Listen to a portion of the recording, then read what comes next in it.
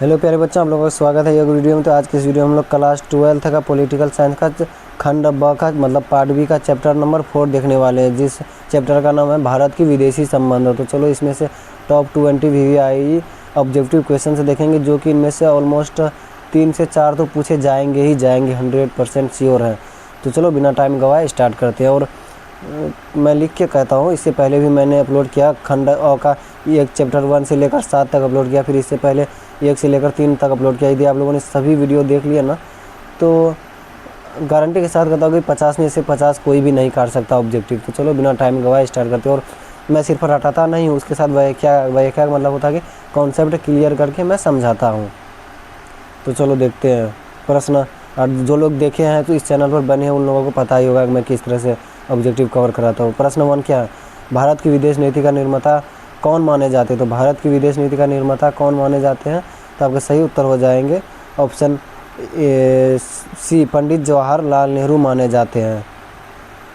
देखो यहाँ पर क्या, अब लोग व्याख्या पढ़ो। हम लोग जो है ना, मतलब ऑप्शन को थोड़ा इग्नोर करते हुए चलेंगे ताकि टाइम बचे, है ना। स्वतंत्र भारत की विदेश नीति प्रमुख निर्माता पंडित जवाहरलाल नेहरू थे। उन्होंने गुटनिरपेक्ष का सिद्धांत अपनाया, जिससे भारत की किसी भी शक्ति गुट शामिल न होकर स्वतंत्र नीति पर चला। गुटनिरपेक्षता का मतलब कौन एक क्या था, नेतृत्व क्या था, या फिर किसने अपनाया था? तो पंडित जवाहरलाल नेहरू ने अपनाया था। और इसका क्या ये था, मतलब सिद्धांत था या फिर उद्देश्य था? तो किसी देश में ना शामिल होकर या फिर किसी राज्य में ना शामिल होकर स्वतंत्र नीति पर चला, मतलब खुद का स्वतंत्र प्राप्ति करना, ये गुटनिरपेक्षता का अर्थ है। हो गया ना, 2 नंबर वाला भी मैं कवर करवा दिया इसी से। अगर यदि आप लोग अच्छा से देखते हैं ना, तो आपको मतलब क्या बोले, 2 नंबर वाला का टेंशन ही हटा लेना। अगर फिर और हाँ, तो क्या बोल रहे थे कि अगर पूरा देखते हैं ना आप, मतलब तो आपको जो ना चैप्टर का ओवरऑल पता चल जाएगा समरी कि इस चैप्टर में क्या उद्देश्य था, मतलब क्यों क्या क्या सब है, इस टाइप से। तो इसलिए आप लोग पूरा देखना हुआ है, क्या जरूर पढ़ना सबका। प्रश्न 2, भारत की विदेश नीति का मूल सिद्धांत क्या है? तो आपके सही उत्तर हो जाएंगे, भारत की विदेश नीति का मूल सिद्धांत क्या है? तो गुटनिरपेक्षता है ना। देखो, भारत की विदेश नीति गुटनिरपेक्षता पर आधारित रही, यानी न तो अमेरिका के गुट में शामिल हुआ और न ही सोवियत संघ के, बल्कि शांति और सहयोग को प्राथमिकता दे, मतलब किसी और के साथ न सहयोग मिलकर हुआ था, इसीलिए। प्रश्न 3, गुटनिरपेक्ष आंदोलन, जिसको NAM बोलते हैं इंग्लिश में, का प्रथम सम्मेलन कब और कहाँ हुआ था? तो आपके सही उत्तर हो जाएंगे ऑप्शन बी, 1961 में बेलग्रेड में हुआ था। ये देखो, पहला नाम सम्मेलन 1961 में यूगोस्लाविया बोले तो की राजधानी बेलग्रेड है में हुआ था, जिसमें भारत, मिस्र और यूगोस्लाविया ने नेतृत्व किया था। अभी ये क्वेश्चन आएगा आपको कि गुटनिरपेक्षता आंदोलन में कौन कौन से देश थे, तो ये तीनों याद रखना आप लोग। आ गए ना अभी ये? देखो प्रश्न 4 में है ना, गुटनिरपेक्ष आंदोलन के संस्थापक सदस्य देशों में भारत के अलावा कौन कौन से देश थे? तो आपके सही उत्तर हो जाएंगे ऑप्शन ए, मिस्र, यूगोस्लाविया और इंडोनेशिया। सही उत्तर यही हो जाएंगे। देखो, भारत के साथ मिस्र हो गया पहला, यूगोस्लाविया हो गया दूसरा, और फिर क्या, इंडोनेशिया। मतलब भारत के अलावा वो 3 देश भी सहयोग सदस्य थे। मतलब भारत की विदेशी नीति का प्रमुख उद्देश्य क्या है? तो भारत की विदेशी नीति का प्रमुख उद्देश्य जो है ना, शांति और सहयोग था।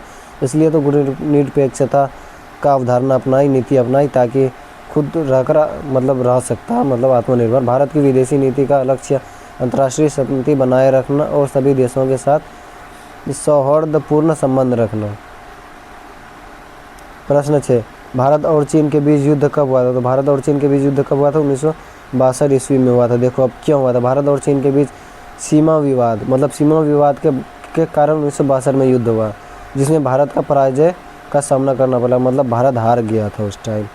बोले ना, इस तरह का अगर यहाँ पर पूछ लिया कि 2 नंबर में भारत और चीन के युद्ध कब और क्यों हुआ था, स्पष्ट करें, तो आपको लिख देना, भारत और चीन के बीच युद्ध सीमा विवाद के कारण हुआ था 1962 में, जिसमें भारत की हार हो गई थी।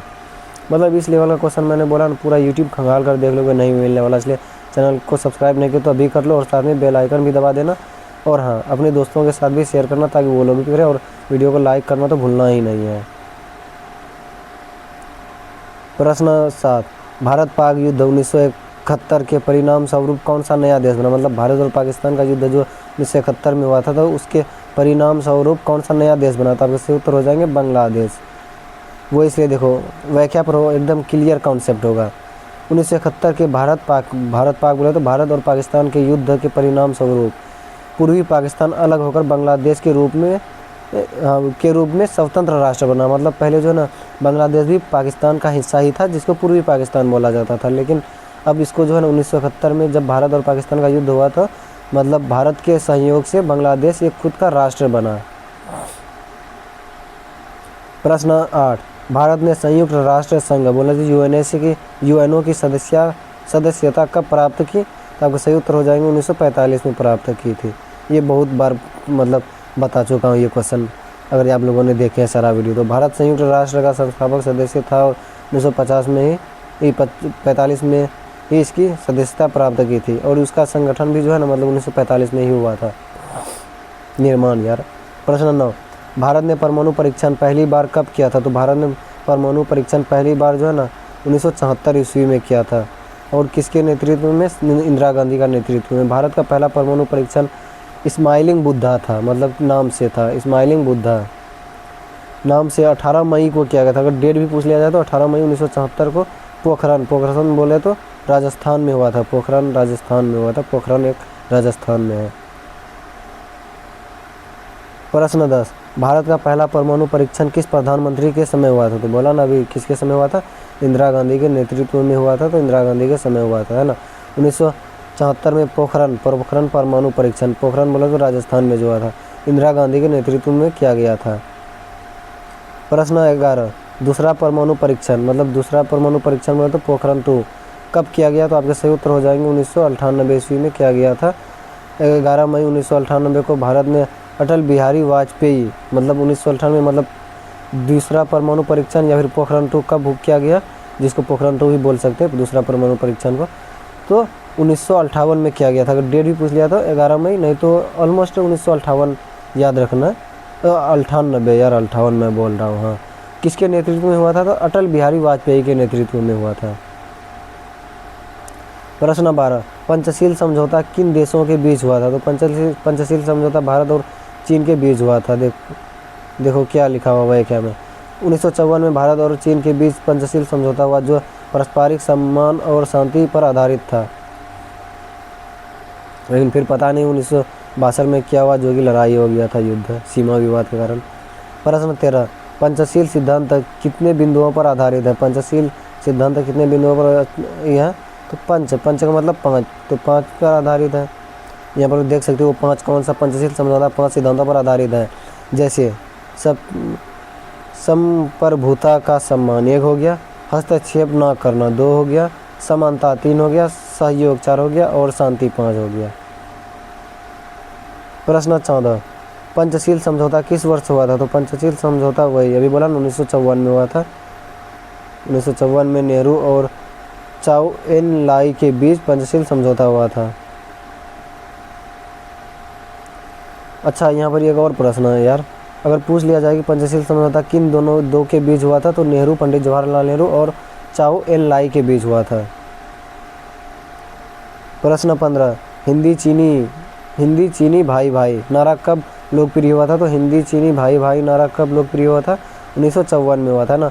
भारत चीन मित्रता के दौर में हिंदी चीनी भाई भाई का नारा 1954 में लोकप्रिय हुआ था, और उसी समय पंचवर्षीय योजना भी का समझौता हुआ था। इसलिए तो हिंदी चीनी, मतलब हिंदी बोले तो हिंदी से हो गया तात्पर्य हिंदुस्तान, चीनी से चीन, भाई भाई मतलब हिंदुस्तान और चीन भाई भाई का नारा 1954 में प्रसिद्ध हुआ था।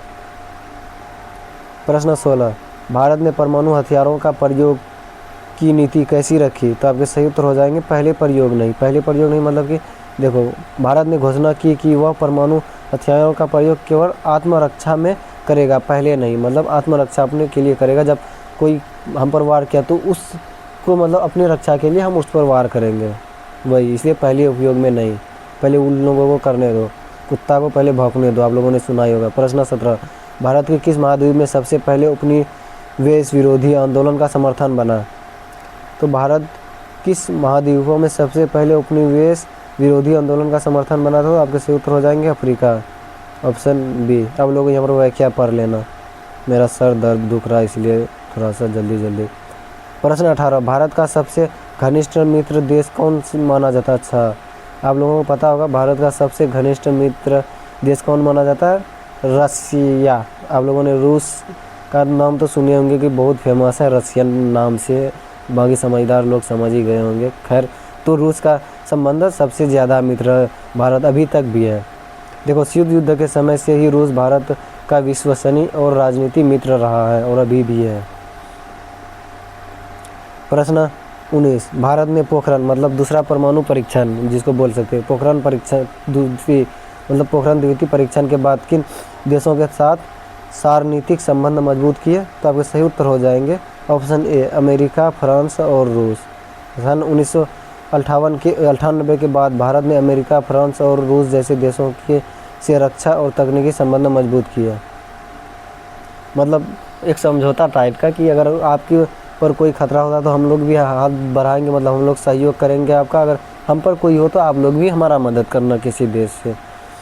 हाँ देखो, प्रश्न 20, भारत ने लुक ईस्ट पॉलिसी किस दशक में अपनाई?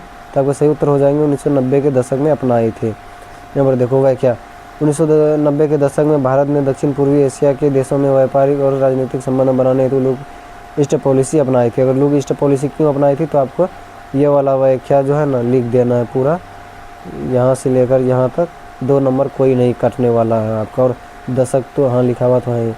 तो चलो रिमाइंडर याद दिला देता हूँ हम लोग को, अगर अभी तक चैनल को क्या बोलते हैं सब्सक्राइब नहीं किया तो सब्सक्राइब कर लो और साथ में बेल आइकन भी दबाना और लाइक ज़रूर करना वीडियो को, और अपने दोस्तों के साथ शेयर भी कर दो। और कोई सवाल हो बोर्ड रिलेटेड से तो पूछो, मैं उसका रिप्लाई ज़रूर दूँगा।